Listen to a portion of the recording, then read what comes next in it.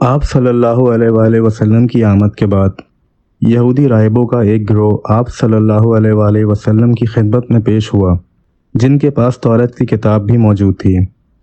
ان کا مقصد آپ صلی اللہ علیہ وآلہ وسلم کی بارگاہ میں پیش ہو کر اپنی کتاب توریت کے حوالوں میں دی گئی آخری نبی کی آمد کی خبر اور اس نبی سے منسوب ان نشانیوں کی پہچان کرنا اور نبوت کی حقیقت معلوم کرنا شامل تھا جو کہ توریت کے نسخوں میں صدیوں سے درج تھیں۔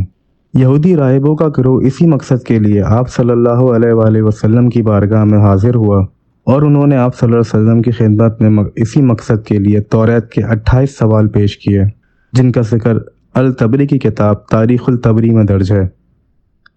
یہ سوال کیا تھے اور آپ صلی اللہ علیہ وآلہ وسلم نے ان سوالوں کے جواب میں کیا ارشاد فرمایا، یہ جاننے سے پہلے ویم ٹی وی کو سبسکرائب کر لیں اور بیل نوٹیفیکیشنز آن کر لیں تاکہ ایسی مزید ویڈیوز آپ تک پہنچتی رہیں۔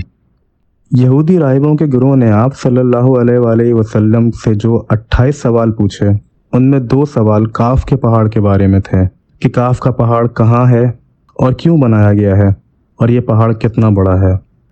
آپ صلی اللہ علیہ وآلہ وسلم نے یہودی راہبوں کے ان سوالوں کا جواب یوں دیا کہ کاف کے پہاڑ ہماری دنیا کے گرد کچھ ایسے پھیلا ہے جیسا کہ انگلی میں ایک انگوٹھی۔ یہ پہاڑ زمرد کا بنا ہوا ہے اور اس پہاڑ سے نکلنے والی روشنی کی وجہ سے ہی ہمیں آسمان نیلا دکھائی دیتا ہے۔ اگر یہ پہاڑ نہ ہوتا تو ہمیں آسمان کا رنگ کبھی نظر نہیں آتا۔ ایک انسان کے لیے وہاں تک پہنچنا بہت مشکل کام ہے، کیونکہ وہاں پہنچنے کے لیے انسان کو مسلسل 4 مہینے اندھیرے میں سے گزرنا پڑے گا۔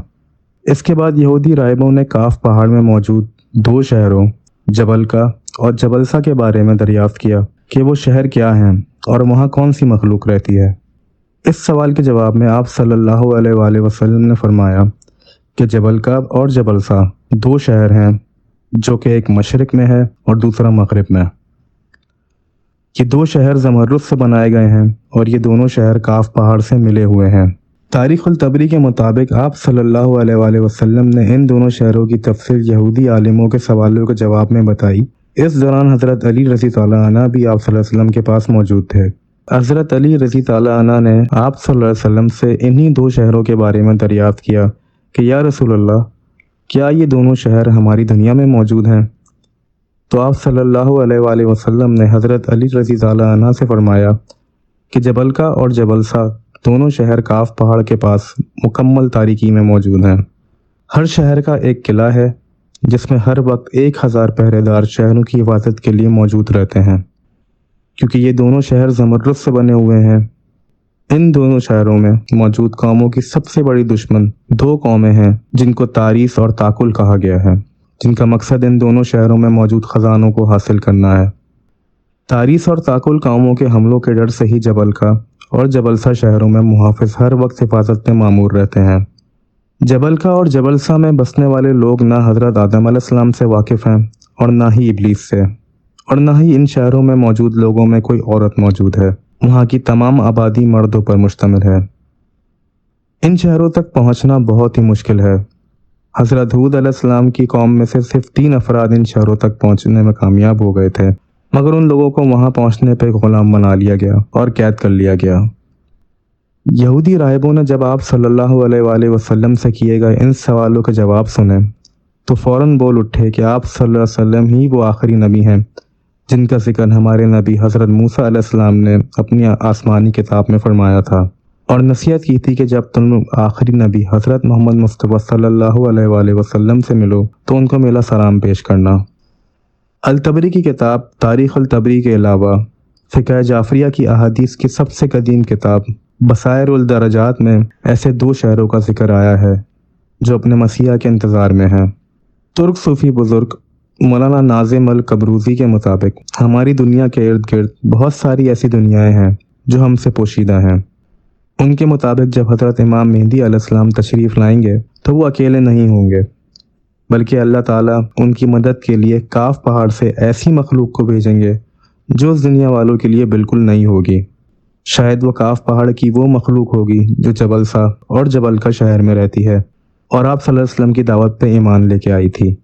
آخری دور میں جب ظہور امام مہدی علیہ السلام ہوگا تب وہی مخلوق کاف پہاڑ سے نکل کر حضرت امام مہدی علیہ السلام کے لشکر میں شامل ہوگی اور ان کے ساتھ مل کر دجال کے خلاف جنگ کرے گی۔ ایک اور روایت کے مطابق معراج کی رات آپ صلی اللہ علیہ وآلہ وسلم جب آسمانوں کے سفر پر تشریف لے گئے تو ایک جگہ حضرت جبرائیل علیہ السلام آپ صلی اللہ علیہ وآلہ وسلم کو ایسے مقام پر لے گئے جہاں ایک ذہین مخلوق رہتی تھی۔ وہ 2 شہروں میں رہنے والی مخلوق تھی جس کو آپ صلی اللہ علیہ وآلہ وسلم نے اسلام کی دعوت دی اور انہوں نے آپ صلی اللہ علیہ وآلہ وسلم کی اس دعوت کو قبول کیا اور ایمان لے آئے۔ پھر آپ صلی اللہ علیہ وآلہ وسلم نے ان کے درمیان ایک خلیفہ مقرر کیا اور ان کو اسلام کے بارے میں تعلیمات دی۔ پھر حضرت جبرائیل علیہ السلام آپ صلی اللہ علیہ وآلہ وسلم کو ایک اور قوم کی طرف لے گئے جو تاریث اور تاکل کے نام سے جانے جاتے تھے۔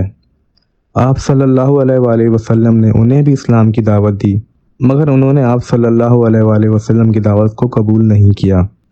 وہاں سے آپ صلی اللہ علیہ وآلہ وسلم حضرت جبرائیل علیہ السلام کے ساتھ یاجوج ماجوج کی طرف گئے اور آپ صلی اللہ علیہ وآلہ وسلم نے انہیں بھی اسلام کی دعوت دی، لیکن یاجوج ماجوج تاریث اور تاکل سے بھی زیادہ سرکش قوم تھی۔ انہوں نے آپ صلی اللہ علیہ وسلم کی دعوت کو قبول نہیں کیا اور آپ صلی اللہ علیہ وآلہ وسلم کو ماننے سے انکار کر دیا۔ ان تمام واقعات کا ذکر تاریخ الطبری میں موجود ہے، جس میں 2 شہر جبلکا اور جبلسا کا ذکر ایک طویل حدیث میں کیا گیا ہے۔ کاف کے پہاڑوں کو کوہ کاف بھی کہا جاتا ہے، جس کا ذکر ہمیں تاریخ کی بہت ساری کتابوں اور افسانوی داستانوں میں کثرت سے ملتا ہے۔ کاف کے پہاڑ کو ان داستانوں میں ہمیشہ سے جنات اور پریوں سے منسوب کیا گیا ہے کہ کاف کے پہاڑ پر جنات، دیو اور پریاں بستے ہیں، اور اگر کوئی بندہ بھولا بھٹکا وہاں چلا جائے تو اس کو یہ جن، پریاں اور دیو قید کر لیتے ہیں۔ ایسی بے شمار داستانیں کاف کے پہاڑ کے حوالے سے ہم ہمیشہ سے سنتے آ رہے ہیں، مگر کاف کا حقیقی پہاڑی سلسلہ ہماری دنیا میں موجود ہے اور دیکھنے میں یہ پہاڑ بہت ہی ہیبت ناک اور پراسرار نظر آتے ہیں۔ مگر کوہ کاف اصل میں ہے کہاں؟ یہ بحر اسود اور بحر قزوین کے درمیان خطہ قفقاز کا ایک پہاڑی سلسلہ ہے جو ایشیا اور یورپ کو الگ کرتا ہے، یعنی ایشیا اور یورپ کے درمیان یہ پہاڑی سلسلہ موجود ہے جو کہ بہت سے ممالک سے ہو کر گزرتا ہے، جن میں روس، جارجیا، آرمینیا، آذربائیجان اور ایران شامل ہیں۔ ایک زمانے میں یہ پہاڑ روس کا حصہ ہوا کرتا تھا، مگر روس کے ٹوٹنے کے بعد یہ حصہ چیچنیا میں شامل ہے۔ اس علاقے میں منرل واٹر کے چشمے کثرت سے پائے جاتے ہیں جو کہ دور سے دیکھنے میں ایک افسانوی داستان جیسے علاقے کا نقشہ پیش کرتے ہیں۔ شاید یہی وجہ ہے کہ اس پہاڑ اور اطراف کی وادی کا قدرتی سحر انگیز حسن اس سے منسوب جنوں اور پریوں کی داستانوں کی وجہ بنا ہو۔ ویڈیو پسند آئی ہو تو لائک اور سبسکرائب ضرور کیجیے گا۔